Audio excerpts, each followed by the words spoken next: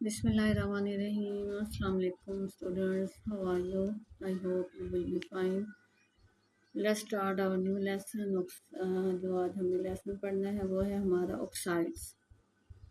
ये 10th class का topic chapter हमारे पास है। इसका चैप्टर नंबर है 19 और 19.3 हमारे पास है टॉपिक है। ठीक, अब ऑक्साइड्स होते क्या हैं? सबसे पहले नेम शो कर रहा है कि ऐसी चीज़ जो ऑक्सीजन से मिलके बनेगी उसको क्या कहेंगे? ऑक्साइड्स, यानी इसमें ऑक्सीजन क्या होगा? शामिल होगा।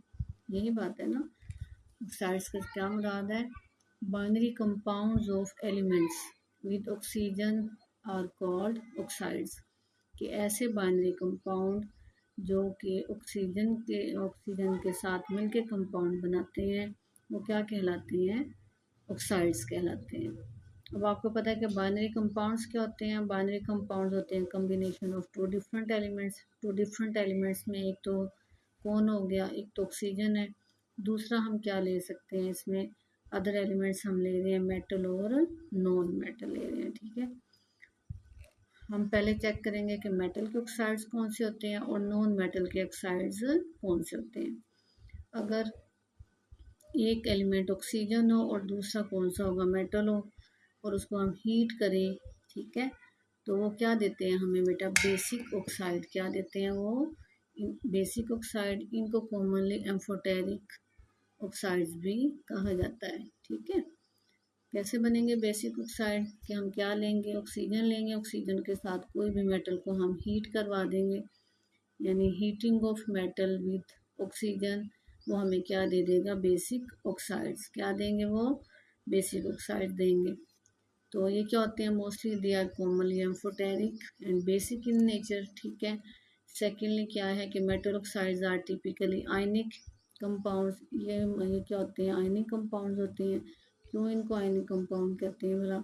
वो इस वजह से क्योंकि इलेक्ट्रॉन्स क्या होते हैं? ट्रांसफ़र होते हैं कहाँ से? मेटल से किसको ट्रांसफ़र हो जाते हैं? ऑक्सीजन को ट्रांसफ़र हो जाते हैं। जहाँ पे ट्रांसफ़र का वर्ड यूज़ होगा तो वहाँ पे आपको पता है कौन से कंपाउंड बनते हैं? Ionic compound. और जहाँ पे शेयरिंग का वर्ड यूज़ होगा वहाँ पे कौन से कंपाउंड बनते हैं? Covalent compound. इसका क्या मतलब है कि बेसिक ऑक्साइड्स क्या होते हैं? आयनिक कंपाउंड होते हैं। वो अपने इलेक्ट्रॉन किसको ट्रांसफ़र कर देते हैं? ऑक्सीजन को। यहाँ तक क्लियर हो गया। अब हम चलते हैं इसके एग्जाम्पल्स की तरफ।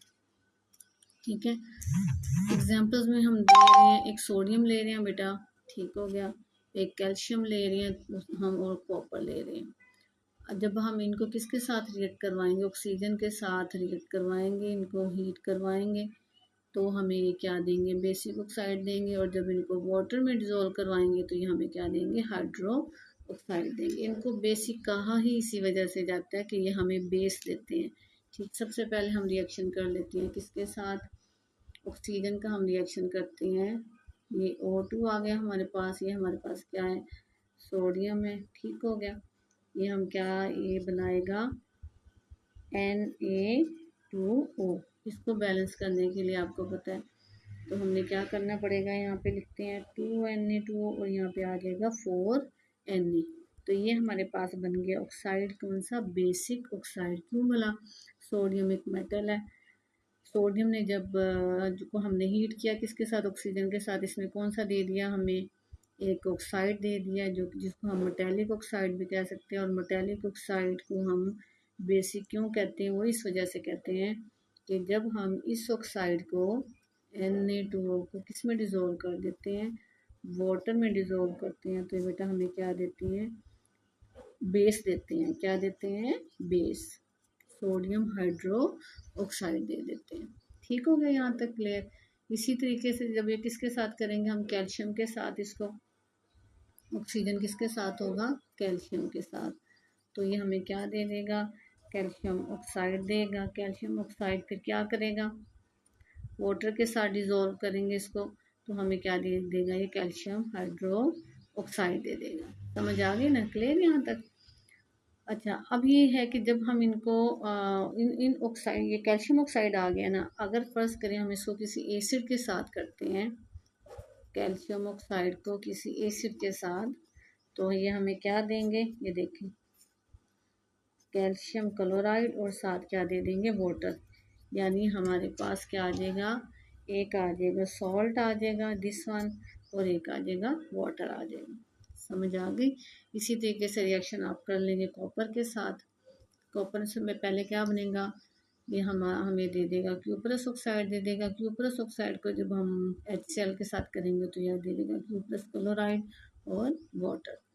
अब हमने इससे क्या सीखा है कि जो हमारे बेसिक ऑक्साइड्स होते हैं ये क्या होते हैं, बेसिक, ये इनको क्यों कहा जाता है, क्योंकि इनका जो ऑक्साइड को हम जब वाटर में डिज़ोल्व करते हैं तो ये क्या दे देते हैं, बेस बनाते हैं।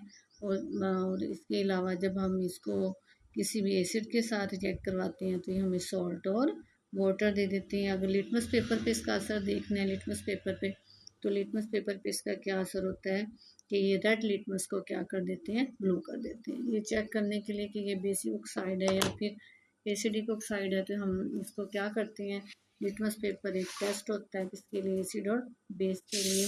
अगर बेस होगा तो वो क्या करेगा, रेड लिटमस को क्या कर देगा बेटा, ब्लू कर देगा। क्लियर यहाँ तक, ठीक हो गया। उसके बाद आ जाता है acidic oxide.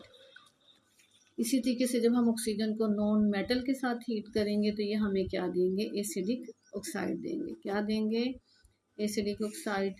Oxygen combine with non metals, non metal हम कौन कौन सी ले रहे हैं, सल्फर ले रहे हैं, कार्बन ले रहे हैं, नाइट्रोजन ले रहे हैं, तो वो हमें क्या देंगे, एसिडिक ऑक्साइड्स देंगे। ठीक, अब इट मीन्स कि एसिडिक ऑक्साइड के साथ नॉन मेटल ज़रूरी है और बेसिक ऑक्साइड के साथ क्या ज़रूरी है, मेटल ज़रूरी है। ये क्या, इनकी प्रॉपर्टीज़ देख लेते हैं। They are covalent compounds. क्यों कोवलेंट कंपाउंड होती हैं, आपको पता है कि ऑक्सीजन भी नॉन मेटल है और ये भी ज़रा नॉन मेटल है, सल्फ़र, कार्बन, नाइट्रोजन। जब एक नॉन मेटल दूसरे नॉन मेटल के साथ मिलेगी तो हमेशा शेयरिंग होगी। शेयरिंग होगी तो कौन सा बॉन्ड बनता है, कोवलेंट कंपाउंड बनता है। इनमें ट्रांसफ़र नहीं हो सकता। ट्रांसफ़र हमेशा ऑपोजिट में होता है कि एक मेटल होगी और दूसरी नॉन मेटल होगी। जब सेम कैटेगरी आ जाती है तो वहाँ पे क्या आ जाता है, शेयरिंग आ जाती है। क्लियर, इसलिए कहा गया है कि they are covalent compounds where electrons are shared between oxygen and non metals. Clear, ठीक हो गया। उसके बाद देखें, they react with water to give acids. बिल्कुल, ये वाटर के साथ रिएक्ट करके क्या दे देते हैं, एसिड्स। इस वजह से इनको क्या कहा जाता है, एसिडिक ऑक्साइड। इसके अलावा इसकी प्रॉपर्टी क्या है कि दे टर्न ब्लू लिटमस को, ब्लू लिटमस को क्या कर देते हैं, ये रेड कर देते हैं। चलिए अब हम इसके रिएक्शन कर लेते हैं। सबसे पहले हम किसके साथ इसका रिएक्शन करेंगे, ऑक्सीजन के साथ सल्फर का। क्लियर, ज़रा सल्फर के साथ रिएक्ट करेगा तो क्या देगा हमें, SO2 सल्फर। ऑक्सीजन कितने हैं, 2, तो क्या नाम आ जाएगा, सल्फर डाइऑक्साइड।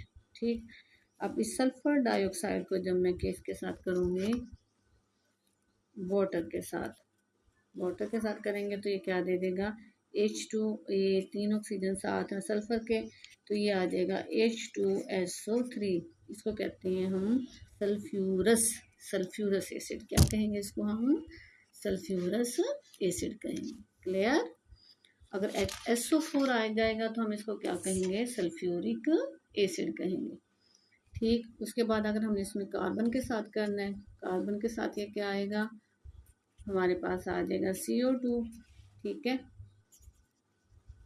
ये कार्बन था तो ये क्या था, सल्फर।